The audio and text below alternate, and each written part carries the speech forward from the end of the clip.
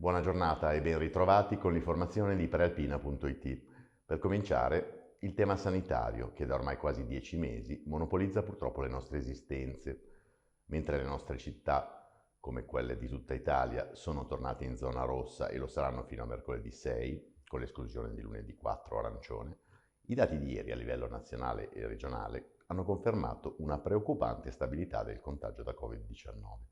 In particolare la Lombardia ha fatto registrare un indice di positività del 12% superiore ai dati delle ultime settimane.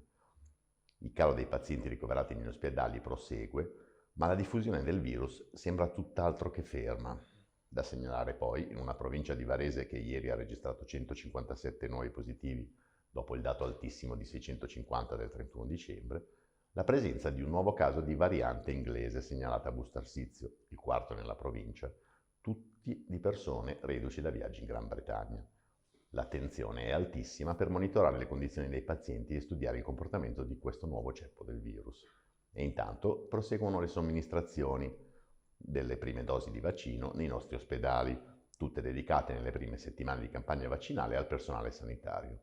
Abbondanti approfondimenti sui temi legati alla pandemia saranno presenti sulla Prealpina di domani e su prealpina.it.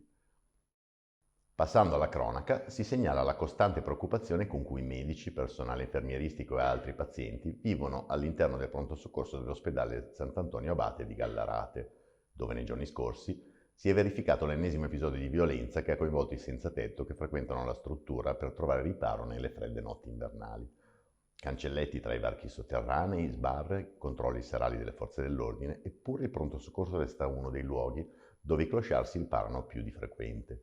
E spesso, a causa anche dei fumi dell'alcol, i senza tetto perdono la testa spaccando tutto e minacciando il personale. Per il presidente dell'Ordine degli Infermieri Aurelio Filippini c'è un vero caso Gallarate da approfondire.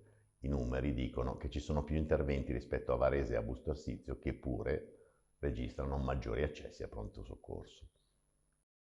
Andiamo ora a Rescaldina, dove a causa del Covid-19 e dei periodi di lockdown che hanno frenato le attività commerciali, è slittato l'avvio di Ikea su parte dell'area dell'ex centro commerciale Auchan. La seconda ondata di pandemia, in particolare, ha mandato all'aria i piani del colosso svedese del mobile, costringendo Ikea a rivedere i suoi progetti di apertura prima di Natale e il Ministero del Lavoro a correre ai ripari per firmare una proroga della cassa integrazione che mette al sicuro fino al prossimo aprile i dipendenti in attesa di una nuova collocazione. Se ne riparlerà dunque, Covid permettendo, in primavera. Per chiudere, una buona notizia per gli automobilisti varesini che utilizzano la pedemontana per il tragitto casa-lavoro e viceversa. Prorogati per altri 6 mesi gli sconti del 20% per i pendolari. Lo ha deciso il Consiglio di amministrazione di Autostrada Pedemontana SPA.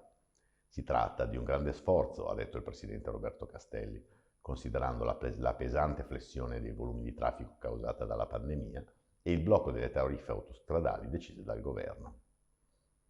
Con questo è tutto, vi diamo appuntamento all'edizione delle ore 19 e vi auguriamo un buon pomeriggio.